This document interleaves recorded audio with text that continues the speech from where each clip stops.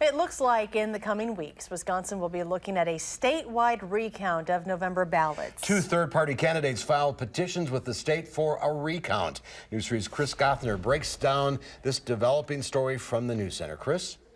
Yeah, well, that's right. The Green Party announced today that it would file a recount petition, and it did, and also a surprise petition from another third-party candidate coming in just about an hour and a half before tonight's 5 o'clock deadline. I want to be clear.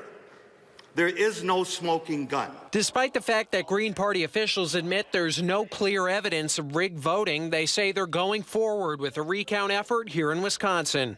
They claim voting experts are telling them that there are enough discrepancies between exit polling and the results to warrant another look at November's ballots. There is not something that we're pointing to say that this is wrong in Wisconsin, Michigan, and Pennsylvania. What we are saying is that there's enough peripheral evidence to warrant that our system should be investigated. Green Party presidential candidate Jill Stein, who got around 1% of the vote here, filed a petition today after raising more than $5 million online for a recount. That's because election officials say Stein, not taxpayers, will have to pay up before a recount can get underway. We'll figure out a statewide estimate. The campaign needs to pay that fee before we can order a recount, so that would happen early next week. Reform Party candidate Rocky De La Fuente also filed a petition today. Wisconsin Elections Commission Administrator Mike Haas says legally the petitions only have to allege that some mistake has been made.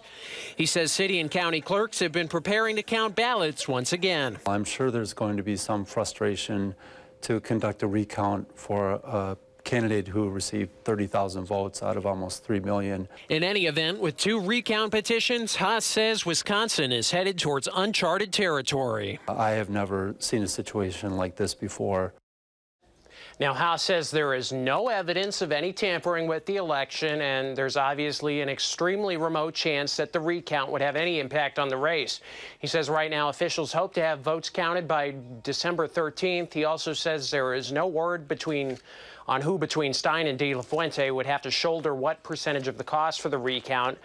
Wisconsin GOP Director Mark Morgan released a statement today calling Stein's decision to seek a recount, quote, absurd and nothing more than a political stunt that undermines the election process. Now, for background, the last statewide recount was of the state Supreme Court race back in 2011. Stay tuned. Chris Gothner live in the News Center. Thank you.